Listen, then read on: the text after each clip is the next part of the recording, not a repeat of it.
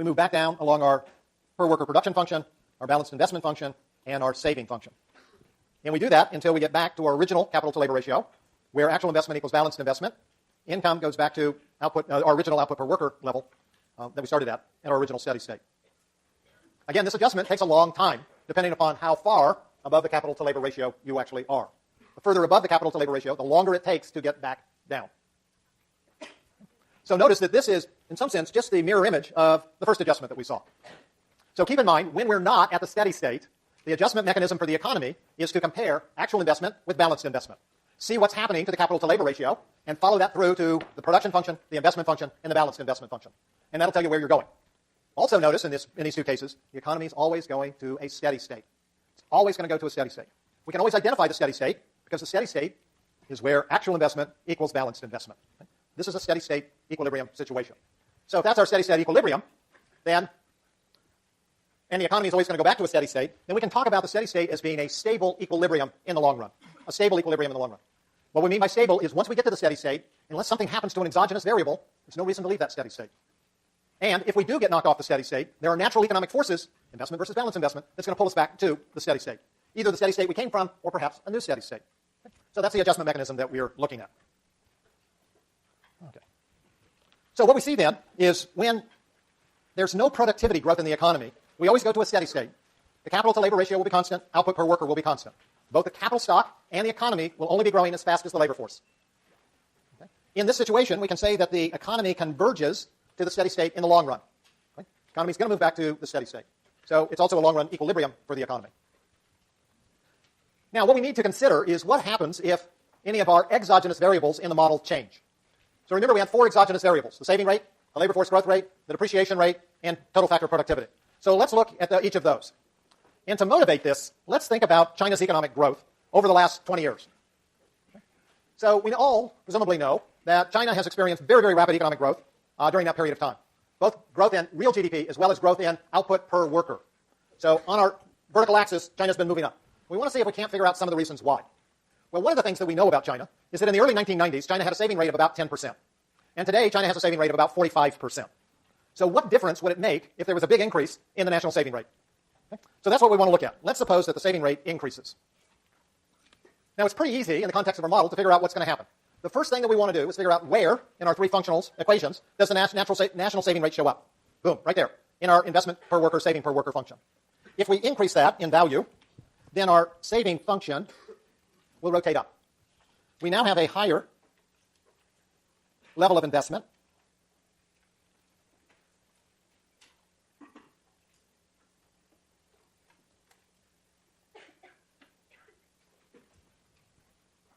Now, before we see what happens, let's, just for the moment, hold the capital to labor ratio constant before any adjustment has taken place. Notice where we are. Actual investment has gone up. Balanced investment has stayed the same. So actual investment is greater than balanced investment, which implies what about the capital to labor ratio? It's going to increase. So the capital to labor ratio increases.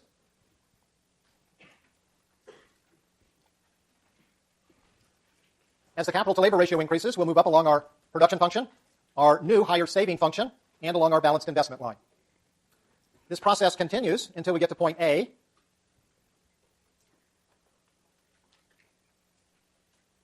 Because at point A, we notice that the actual investment line, the new higher actual investment line, intersects the balanced investment line. So now actual investment is exactly equal to balanced investment. Remember, that's an equilibrium condition. That identifies the steady state. So point A is a steady state. The capital to labor ratio has increased to K over L sub A, and economic output has increased to Y over L sub A.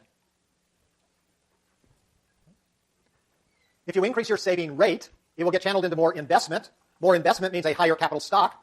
Capital to labor ratio will increase. Each worker, average worker, will now be able to produce more. So economic output and income per worker will also increase. Notice, this is exactly what we would expect from our saving and investment model. Notice in our saving and investment model, if we had increased the national saving rate, our saving function would shift out, the real interest rate would fall, we would have more investment along our desired investment function. That's all the further that model went. But once we bring it over to the Solow model, we see that the greater investment leads to a higher capital stock, higher capital to labor ratio, higher income per worker. So the two models are giving us exactly the same result. Okay? Increase your saving rate. You will end up in the long run, increasing your level of investment, which will increase your capital per worker and output per worker. So how fast was the economy growing at steady state S? Notice at steady state S, we have income, y over L sub S. Remember, if you want to know about a ratio, it's steady. The numerator grows just as fast as the denominator. So economic activity at steady state S will be growing just as fast as the labor force. How about at our new steady state A? We still have economic output per worker at a steady or constant level. It's higher, but it's still constant. So once we get to steady state A, the economy will be growing just as fast as the labor force. Since the labor force growth rate didn't change, the economy is growing just as fast at steady state A as it was at steady state S. But here's the thing to think about. How fast is the economy growing during what we call the transition period? The period of time it takes us to move from steady state S to steady state A. Right? Remember, these adjustments are not done instantaneously. It takes a number of years, or maybe even a number of decades for some of these changes to be fully incorporated. So what happens to economic growth during that period of time? Well, you can see that during that period of time, the transition period, economic output per worker is rising. So if economic output per worker is rising, then the growth rate of economic output must be greater than the growth rate of the labor force. So during the transition phase, you would expect that the economy would grow faster than at its steady state. Now remember, in China's case, a 10% to a 40 or 45% saving rate is a huge, huge change. It takes a long time to incorporate all that saving into a really larger capital stock. But if you've seen any pictures of China, especially in the eastern regions, today versus 20 years ago, or 15 years ago, or 10 years ago, what you'll notice is a huge, huge increase in the capital stock, which means lots of investment, which meant lots and lots of saving. So some of the very rapid economic growth that China has experienced over the last several decades can be attributed from the Solow model directly to that increase in the national saving rate. Okay, we've already said all of these things. So where do we end up? What's the ultimate result here? Right? We have a higher capital to labor ratio, higher income per worker, faster growth during the transition period, but at this stage, no change in the long-run economic growth rate, meaning the steady-state growth rate. So the change in the saving rate can give you a one-time increase in economic growth, but not an ongoing increase in economic growth. So we need to look further. Now let's think about what happens if there's a change in the labor force growth rate rather than the saving rate. So in this case, we want to start in the steady state and then have the growth rate slow.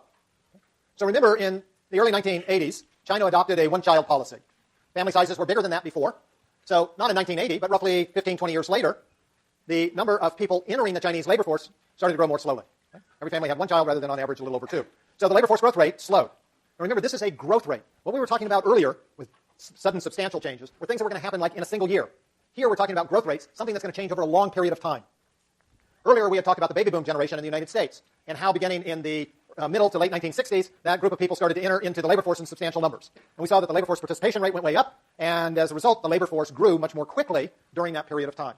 Okay? So here we're just making the opposite argument. What happens if the labor force growth rate slows? So here's China, steady state. We can think about this as sort of the middle 1990s to 2000. And now the labor force growth rate slows. Again, the first thing that we want to ask ourselves is, where is this going to show up? Well, here's our labor force growth rate in our balanced investment line. So if the growth rate slows, the balanced investment line will rotate down.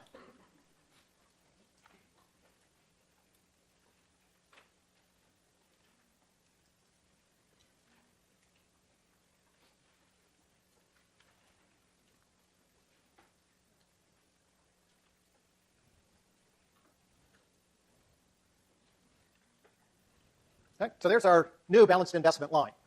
Again, one of the things that we can think about before we do anything else, let's look at our initial capital to labor ratio, steady state capital to labor ratio, see what that says.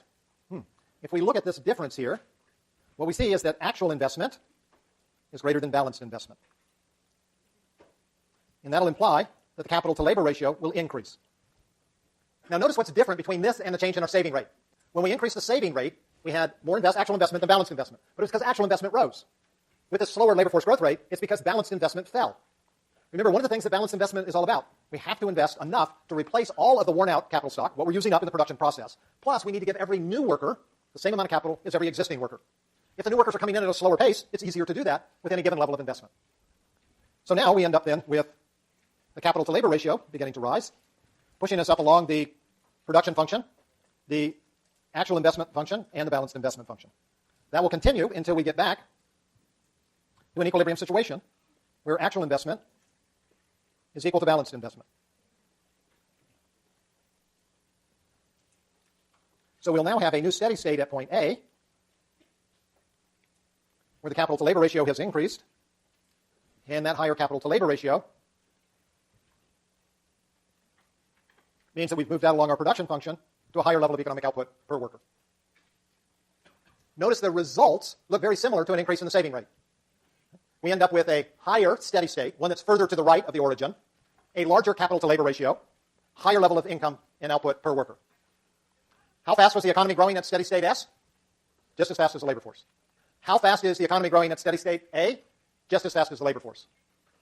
But there's been a change in the labor force growth rate. The labor force growth rate has slowed. So the economy is actually growing more slowly at steady state A than it was at steady state S. Slower labor force growth leads to slower economic growth, but higher income per worker. So notice during the transition period, that is, while income per worker is rising, output is growing faster than the labor force, but this is the slower labor force growth rate. Right? This is the labor force growth rate after it's slowed. So we don't know whether that's faster or slower than our original labor force growth rate. All we know is that it's faster than our new, slower labor force growth rate. So notice then, when thinking about what China has done, much higher saving rate and a slower labor force growth rate, both of which happen to push the steady state further to the right, lifting the level of capital to labor and lifting the level of output per worker or income per worker. Now, this should be very encouraging to you, because one of the things that's going to happen over the next 20 years is the baby boom generation, my generation, is basically going to retire and move out of the labor force. And as they do so, the labor force growth rate in the United States is going to slow. So notice what it means. Baby boomers retiring, the labor force growth rate slows. Workers who are left end up with more capital to work with, earning higher incomes per worker. That's the good news. You can think about this from a, don't worry, there's bad news, we'll get there. So you can do this just by simple supply and demand analysis, right? As the baby boomers move out of the labor force, since we're such a large generation, in a relative sense, the supply of workers is going to shrink. So what does it mean when you have less supply? You have higher prices. The higher price for labor is wages. So you're all going to make more money. Now, the bad news is there's a lot in my generation. And we have managed, not only my generation, but previous generations, have managed to underfund our own Social Security and Medicare funds. So while you will earn more money, and because we vote in much higher percentages than you do, we're going to tax you more. Thank you very much. So nobody said intergenerational transfers were fun or cheap or even fair, but that's what's going to end up happening. You will earn more money, and you will pay more in taxes. For your sake, I hope your income goes up by more than your taxes do. I don't guarantee that's the way I'll vote, but I do hope, and it should be. It's almost impossible for it to be otherwise. Okay, so where are we? Okay, so again, slower labor force growth, right? Higher capital to labor ratio, higher output per worker, faster growth during the transition period, but again, faster only relative to the slower labor force growth rate. And now, we do have a change in our long-term economic growth rate, and it's slower. That is, the economic growth rate in steady state A is slower than it is in steady state S. Excuse me. So why isn't it terribly surprising that China's economic growth rate has slowed in the last couple of years? Still very rapid, but it has slowed. Right? So two things that we can point to just in terms of what we've already done. The saving rate stopped rising. Right? It's really pretty hard to keep your saving rate at 45% and then raise it even further than that. So China's already made a big increase in their saving rate, but now it's kind of stuck at this high level. So they're not getting any additional push from a higher saving rate. At the same time, the one-child policy has been in place for a long time. The slower labor force growth rate has been in place. It's not getting any slower. And notice in China today, one of the policy decisions is, should we relax our one-child policy so that hopefully we'll have enough babies to take care of us old folks in our old age? Right? So can we, if we don't relax it, the labor force growth rate will never accelerate unless you have huge amounts of immigration, things which most countries don't particularly care for. So both the fact that the labor force growth rate isn't slowing anymore and the saving rate isn't rising anymore means that we would expect that China's economic output per worker would also begin to stagnate. So now let's think a little bit about productivity in the Solow model. So productivity in the Solow model, remember our initial assumption is that the level of productivity is fixed. So we'll start again in the steady state, and now we're going to have an increase in total factor productivity. We don't have to worry about what brings this about, but I'll tell you what China did just once we get through this. Okay? So this is going to be a one-time increase in total factor productivity. So we're in our steady state.